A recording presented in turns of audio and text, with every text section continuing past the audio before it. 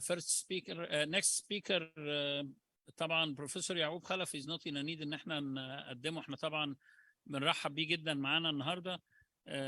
بروفيسور يعقوب هو الهيد اوف reproductive endocrinology unit في سان توماس هوسبيتال، ودي فيها واحده من اقوى ان لم تكن اقوى وحده جينيتك تيستينج في اليونايتد كينجدوم. دكتور يعقوب الحقيقه ما بيتاخرش يعني عن مصر على طول، وعلى طول معانا بكل جديد. النهارده هيكلمنا محاضره عن المانجمنت اوف هايبر ريسبوندرز، واعتقد ان احنا هنستمتع بيها كالعاده لان هي مهمه جدا في المانجمنت، ويعني الحالات دي بتبقى محتاجه حرفه ومحتاجه ان احنا يعني نكون في منتهى الدقه في المانجمنت بتاعها.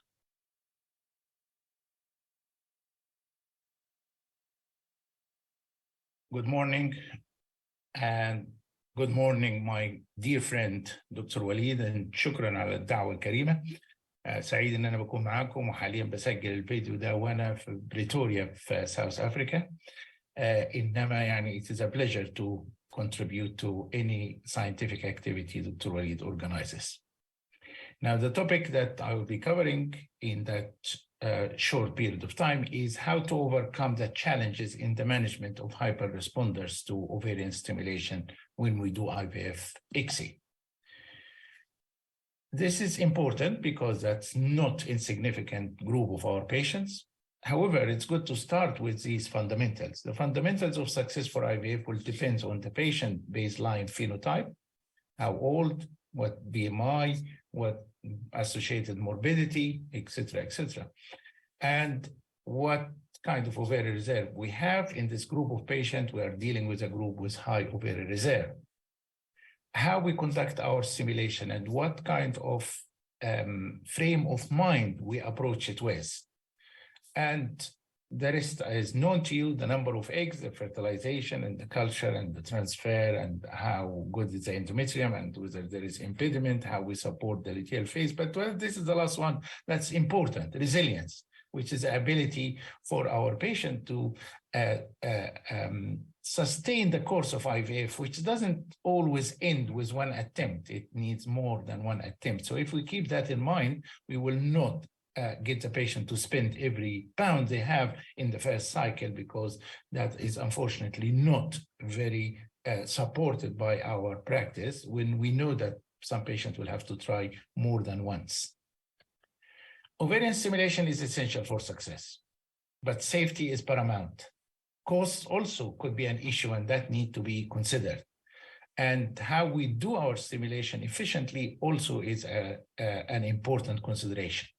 And the burden of doing what we do on the patient, on ourselves, must be reduced, because bringing patient for unnecessary blood tests here and there may not add value to the process, but it only adds stress and burden to the patient. And we need always to adopt sound judgment in getting the balance between safety and benefit right. So fundamentals of ovarian stimulation, one of them is essential, which is the more eggs we have, the higher chance that the patient will leave the clinic with a baby from the fresh cycle. You can add to this by getting more eggs and embryos, the patient will have higher cumulative chance of leaving the clinic with a baby, or more than one from one stimulation cycle. And this is not controversial and established for a long time. However, it comes at a risk of increased ovarian hyperstimulation if we thought of this in a single track minded way. And it is not acceptable in 2022. And why it's not acceptable? Not because it's dictated on us, because we have tools to give us the maximum yield of eggs and embryos from our patients without necessarily having to pay that heavy price of severe ovarian hyperstimulation. And the risk of hyperstimulation when fertility treatment goes wrong, that is the major risk, or one of the major risks of IVF that can be controlled if we adopted a safe strategy. We should always remember, it's not just about what you get from your fresh transfer. If you have extra embryos in the freezer, you are giving the patient another lifeline of having a baby if she had one from the first attempt, or having a baby if the fresh transfer did not succeed. We have patients who have 3 or more babies from one stimulation cycle. And that is clear here. When you look at the success rate in relation to the number of eggs, you'll find it's going up, up, up in the fresh cycle. But it gets more and more, the more eggs you have, when you add the frozen embryo transfer result and see what effect higher number of eggs have on the cumulative live births. Put in a different way, a patient who have more than 15 oocytes here in this study is having the cumulative chance of 62%. It's not just about the fresh transfer, which is half of this. It is about the cumulative chance, which means the opportunity of having embryos to freeze. Now, when it comes to hyperresponder, some of us see them as threat, and some of us see them as a challenge, and some of us see them as opportunity. Personally, when I see a patient with high ovarian reserve, I feel very relieved and happy because we know with poor responder, we are up against it. There is no magic recipe to help the stimulation of the patient who has very low ovarian reserve. Yes, we have to have modest expectation, and these will not change by whatever you do. Challenges of managing this group of patients is to identify them and to predict them and to prevent ovarian hyperstimulation and to get good number of eggs without compromising safety. And also to be aware and use the available tools. We can use the antagonist regime, as I will detail later. If the antagonist is not available, we have alternatives. We can use agonist trigger, and we can use freeze-all strategy for this group of patients. And we should always discuss this with patient and consider their wishes after explaining. So what do we mean by hyperresponders? It's no difficult, as we rely on ovarian reserve indices and AMH. If you take 25 picomole per liter, which is effectively just under 4 nanogram with the units that you use, that can, anything above this will identify patients at risk of ovarian hyperstimulation and the hyperresponder. And when both AMH and counting the number of antral follicles, which is the follicles under size of 10 millimeter when you do your baseline scan, it is found that they are equally effective in predicting patients who will be on the hyperresponse side. And this is helpful academically, but on practical note, you don't need to do anything, not even antral follicle. It's clear that this morphology, this patient has polycystic ovaries, need to be considered hyperresponder, and all the strategies that we'll be discussing should be used for this patient. If there was doubt, then you can use AMH, you can use antral follicle count. It's important from the outset to be aware of this group of patients and carefully counsel them, give them a plan, because when I see my patients say, listen, I do not wish to send you to intensive care unit. There is a small chance, but what is a small chance? Anyone is one too many. And I will stimulate you properly, and I will manage you properly so that we can have no fresh transfer. We will freeze all, and then you come back to have them one at a time using frozen embryo transfer. Then fine, patient know what to expect. They are aware what we are doing and why we are doing it. And we also take their preferences and make sure that they are compliant and they don't get disaffected from just one stimulation cycle. And it's all about trust. When it comes to ovarian stimulation in this group of patients, their optimum stimulation looks like this. One, that is safe. Second, is effective. Safe meaning it doesn't end up with hyperstimulation. And hopefully it doesn't end up with high order multiple pregnancy because we have the embryos in the freezer. We're not dying to put them all at once. And it is effective as it gives us many embryos and more blastocysts. You don't need to make the investment again and again in fresh cycle. And it is satisfying to be able to fulfill the patient potential. She's entitled to produce good number of eggs. She has produced good number of eggs, rather than give a very tiny tentative dose and end up canceling her and labeling her as poor responder, when in actual fact, she was poorly stimulated. And it has to be efficient. Bringing patient for blood tests every day will not stop ovarian hyperstimulation on those patients. So it's better to have a strategy that avoid this bit of coming and going and extra cost and burden. And it has to be evidence-based as to what medication we use. So these are the group of kind of discussion that we have for this context. What optimum ovarian stimulation looks like, which I have just detailed and will repeat, which gonadotropins, how to minimize the risk of ovarian hyperstimulation without compromising the desired result, what's the management strategy that achieves all objectives. Here is for just sake of affirmation. And then, which gonadotropin? Again, we are reminded that cumulative live births from one ovarian stimulation cycle is the best measurement of success. It's not just a snapshot. And we showed that when you add the fresh to the frozen, you get higher chance of achieving that. And when we do things efficiently, we do them without making the patient come to unnecessary visit. Now, which gonadotropin? That the answer was given to us by this study published recently comparing HMG with recombinant FSH in the context of management of hyperresponders or high responder. And you can see when FSH was given, the patient ended up with 22 eggs on average. These are all comparable as you would expect from a randomized controlled trial. And the patient had produced 15 eggs when she used the high purity HMG.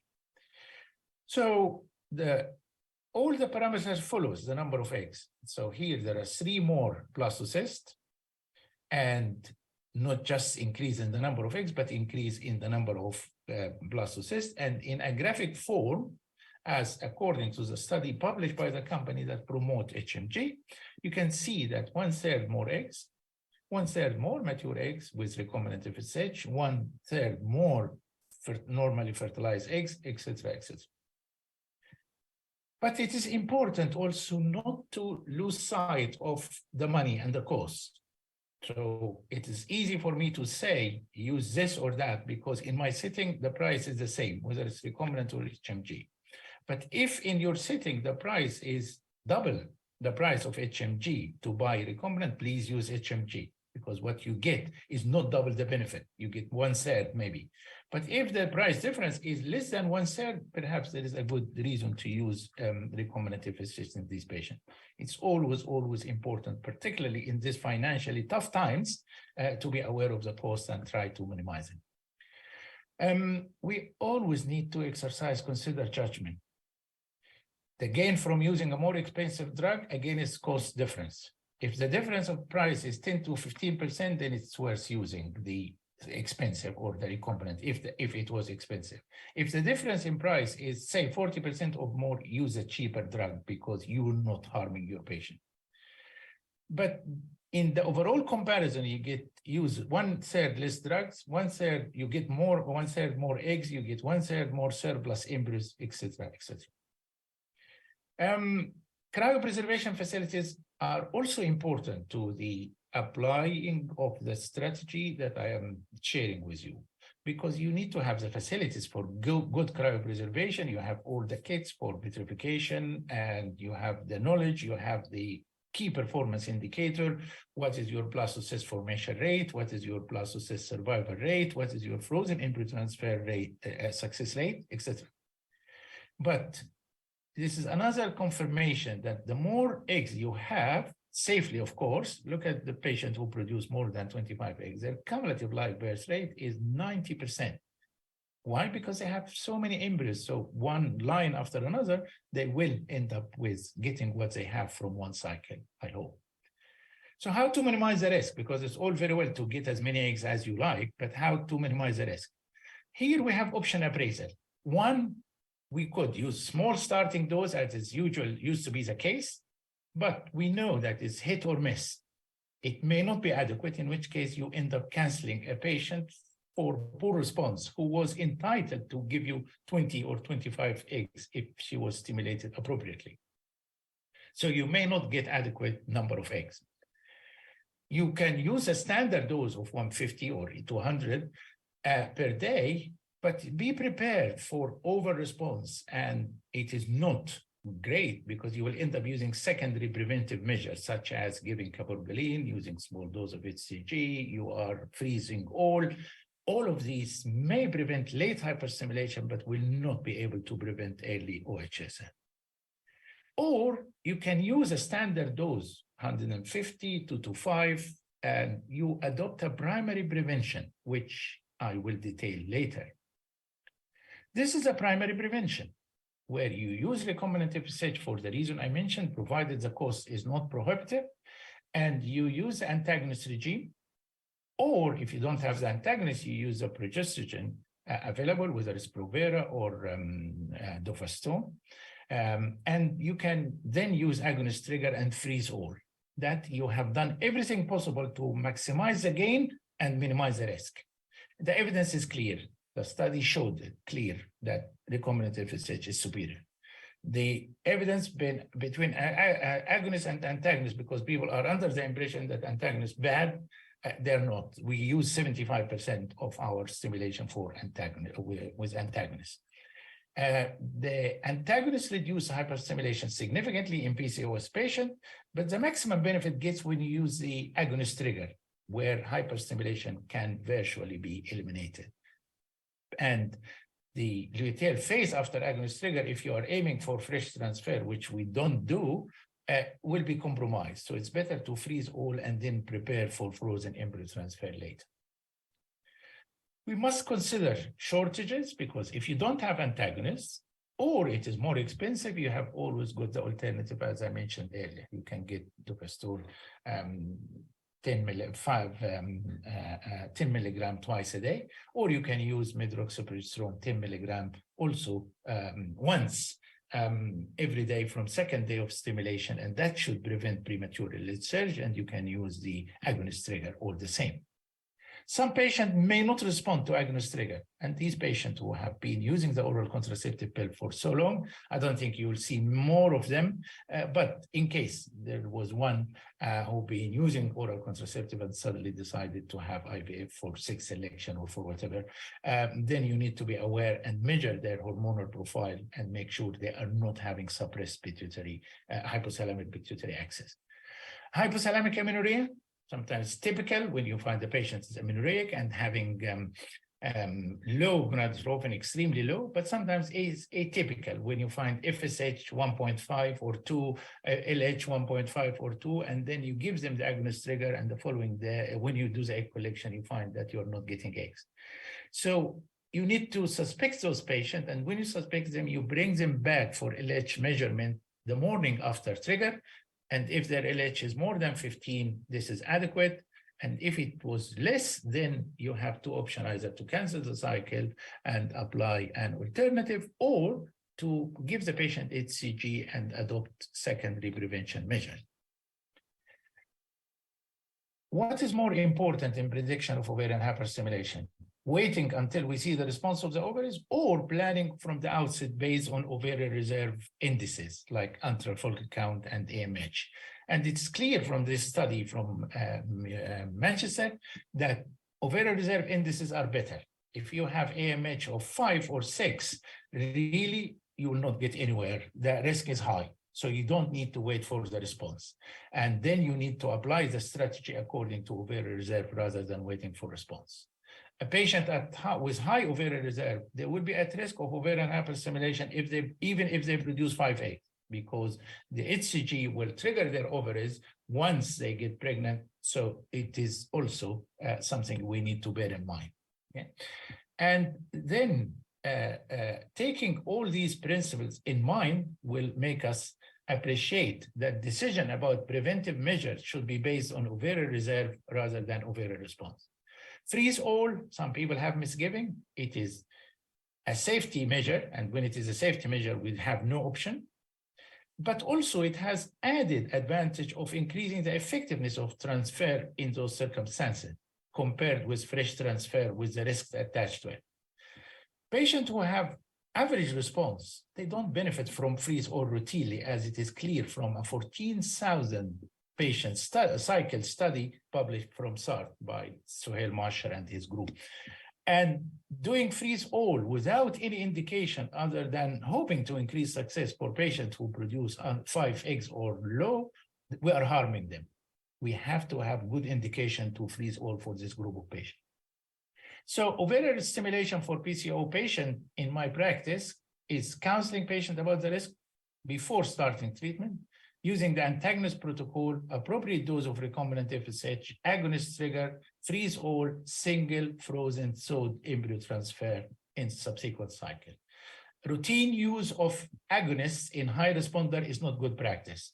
Routine use of HCG trigger, even when the risk of ovarian hyperstimulation is high, is not good practice. Relying on estradiol measurement is not great, but you can rely instead on number of follicles. If you can count more than 20 follicles or more, size 12 millimeter or bigger on day of HCG trigger, the risk of ovarian hyperstimulation is significant and you need to consider it. Fresh transfer after HCG trigger in a patient with high risk or hyperresponder is a recipe for ovarian hyperstimulation. It's up to you. It's important for us to move with time because the most dangerous phrase in the language is we have always done it this way. And I see some people are stuck with the long protocol for every patient in Egypt, but that's not the best way really to avoid risk. So this is a safe and effective strategy. Once again, recombinant FSH, antagonist regime, agonist trigger, freeze all, with all the caveats that I mentioned earlier. Use what is cost effective, not necessarily what is expensive. If you can't adopt this strategy and you continue to do fresh transfer, use any HMG or recombinant FSH, the risk of severe OHS is the same. Be prepared for OHS if you don't use this strategy. So in conclusion, ladies and gentlemen, high ovarian reserve is an opportunity to fulfill the patient's reproductive potential. It comes with some challenges. Now we have tools we can overcome those challenges. And it is very clear that recombinant FSH plays a key role in safe, effective, and efficient and evidence-based treatment for this group, but it should not come at all costs. If it's more expensive, use a cheaper alternative. And cumulative live births per stimulated cycle is a good outcome to take as a measure of success. Thank you very much for your attention.